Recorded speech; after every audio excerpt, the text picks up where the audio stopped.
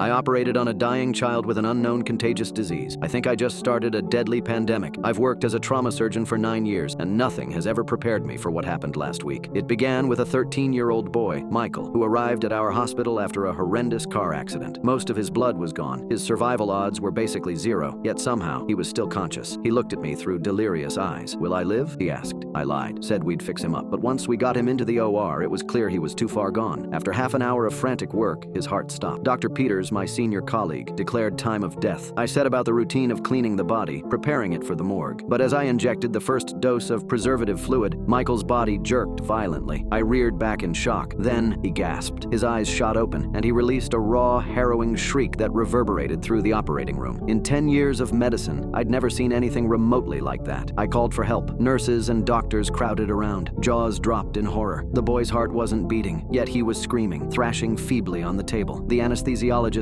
tried dosing him with sedatives, but with no blood flow, they did nothing. For a while, we tried chest compressions, hoping maybe we could restart the heart, but Dr. Peters finally said we had to stop, that we were causing more pain than help. Michael kept calling out, "Help me, why can't I move?" I told him his spinal injury was severe, that he couldn't feel anything below the neck. That's when Dr. Peters tugged my sleeve. In a tense whisper, he said, "We need to isolate this OR. This could be contagious." Security sealed the corridor as staff scattered. Frightened, I stayed with Michael, wanting to calm him. But what can you say to a child whose brain still functions while his body is basically gone? He asked about his father, unaware his dad had died at the crash scene. Breaking that news gutted me. Meanwhile, the boy sobbed, repeating that he should be dead too. I tried to reassure him, but inside I was terrified. Eventually, men in sealed hazmat suits arrived, Centers for Disease Control or something. They herded us out, confiscating every shred of data. They took Michael into a separate room, hooking him up to monitors. I insisted on staying because he recognized my voice. He panicked whenever strangers approached him. Even after sedation attempts, Michael stayed awake, heartless and breathless, yet screaming. Over the next few hours,